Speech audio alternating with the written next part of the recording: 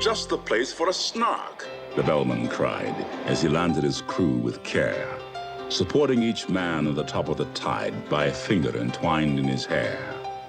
Just the place for a snark. I've said it twice.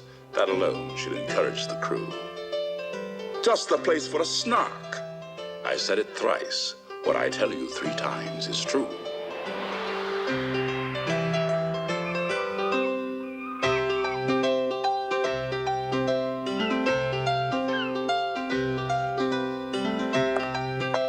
The crew was complete.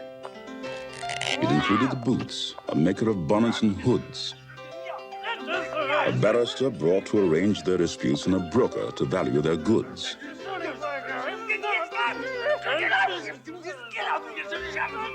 There was also a beaver that paced on the deck or would sit making lace in the bow, and it often the bellman said saved them from wreck, though none of the sailors knew how.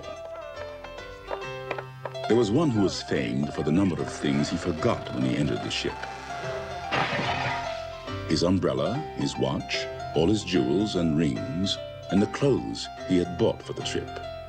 He had 42 boxes, all carefully packed with his name clearly painted on each. But since he omitted to mention the fact, they were all left behind on the beach.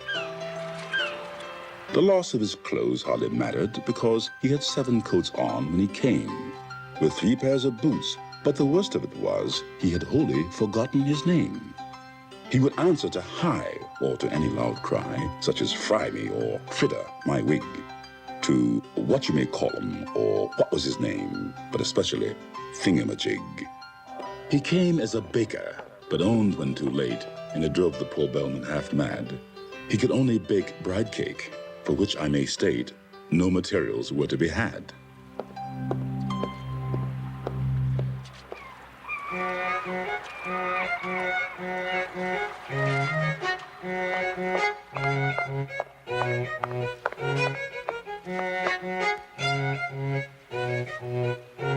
The last of the crew needs a special remark, though he looked an incredible dunce. He had just one idea, but that one being... Snark! The good bellman engaged him at once. He came as a butcher, but gravely declared when the ship had been sailing a week, he could only kill beavers. The bellman looked scared and was almost too frightened to speak. But at length he explained in a tremulous tone there was only one beaver on board, and that was a tame one he had of his own, whose death would be deeply deplored.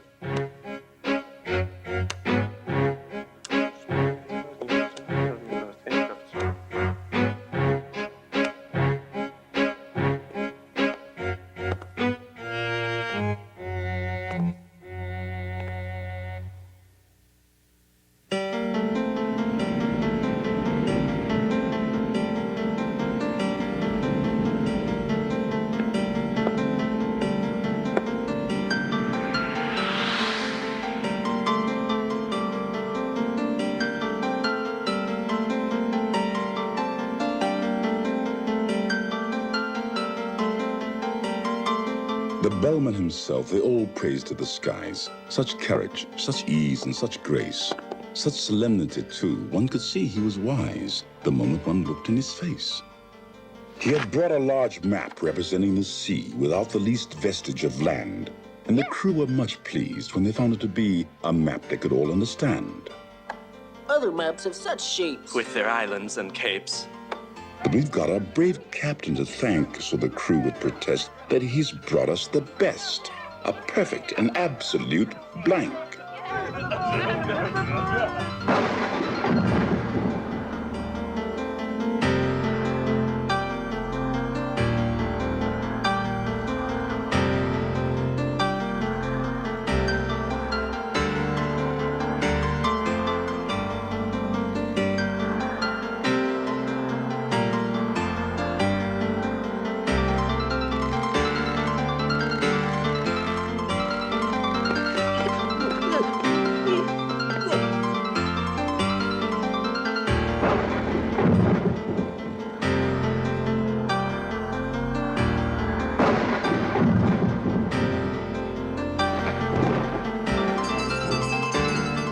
the principal failing occurred in the sailing, and the Bellman, perplexed and distressed, said he had hoped at least, when the wind blew due east, that the ship would not travel due west.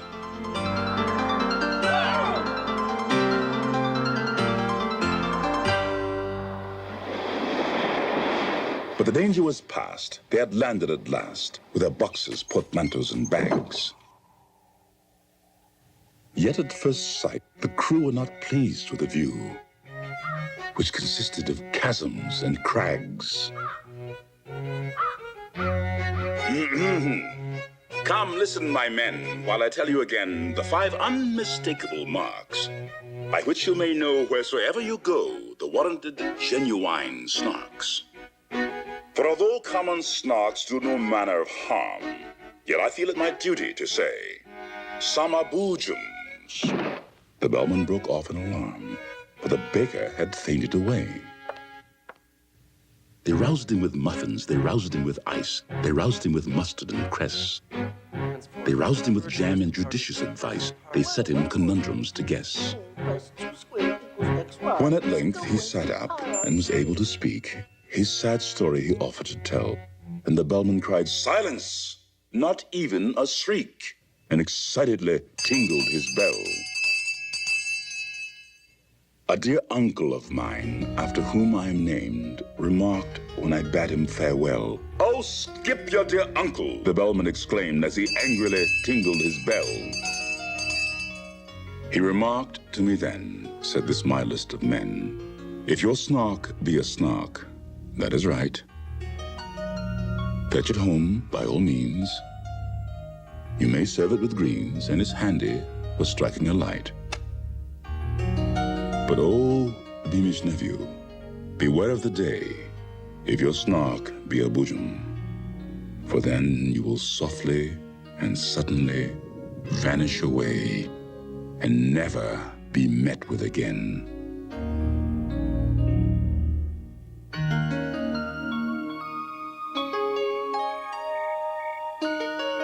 It is this that oppresses my soul when I think of my uncle's last words.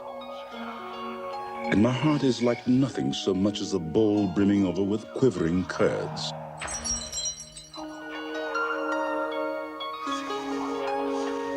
I engage with a snark every night after dark, in a dreamy, delirious fight. I serve it with dreams in those shadowy scenes, and I use it for striking a light. But if ever I meet with a boojum, that day, in a moment, of this I'm sure, I shall softly and suddenly vanish away, and the notion I cannot endure.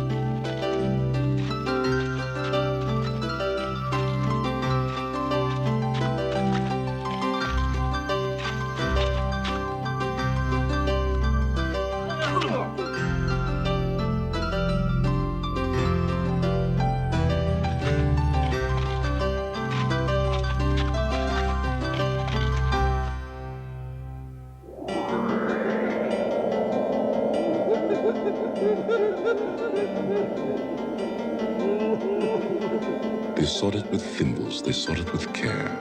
They pursued it with forks and hope. They threatened this life with a railway share. They charmed it with smiles and soap.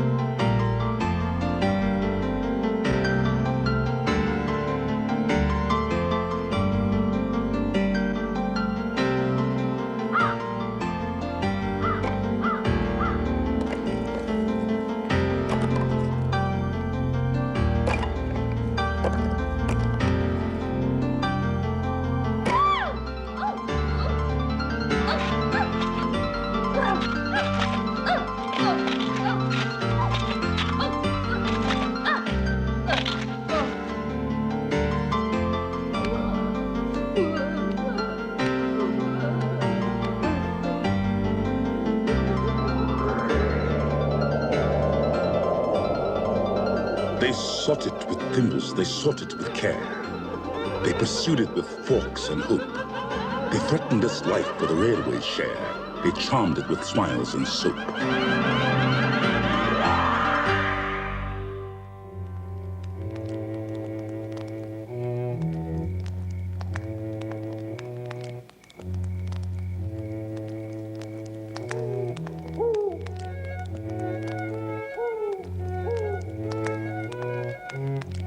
Then the butcher contrived an ingenious plan for making a separate sally. And he fixed on a spot unfrequented by man, a dismal and desolate valley. But the very same plan to the Beaver occurred. It had chosen the very same place. Yet neither betrayed by a sign or word the disgust that appeared in his face. But the valley grew narrow and narrower still, and the evening got darker and colder, till merely from nervousness and not from goodwill, they marched along shoulder to shoulder. Then a scream, shrill and high, rent the shuddering sky, and they knew that some danger was near. The beaver turned pale to the tip of his tail, and even the butcher felt queer.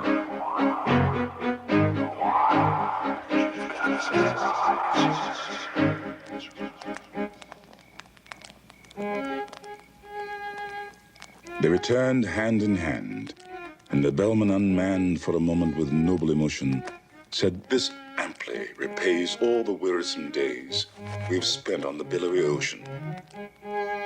Such friends as the beaver and butcher became have seldom, if ever, been known. In winter or summer, 'twas always the same. You could never meet either alone.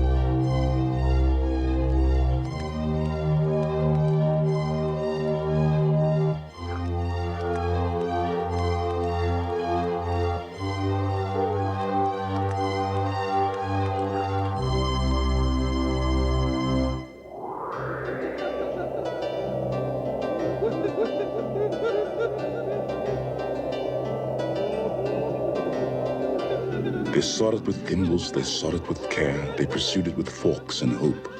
They threatened its life with a railway share, they charmed it with smiles and soap.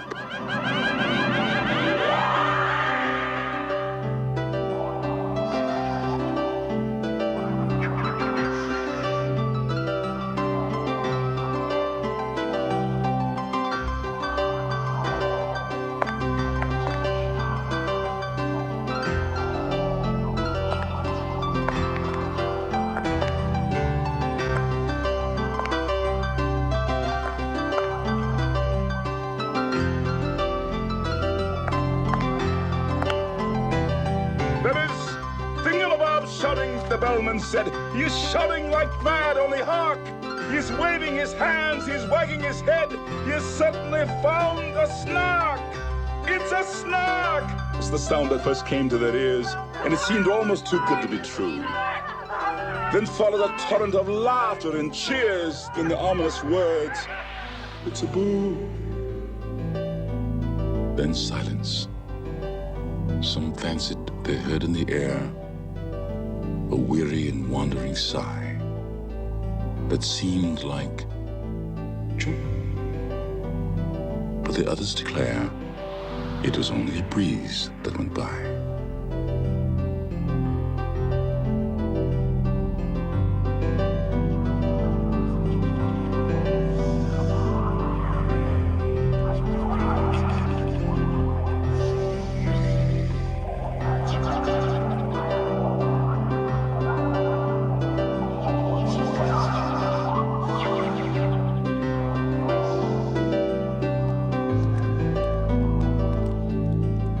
Of the word he was trying to say, in the midst of his laughter and glee, he had softly and suddenly vanished away.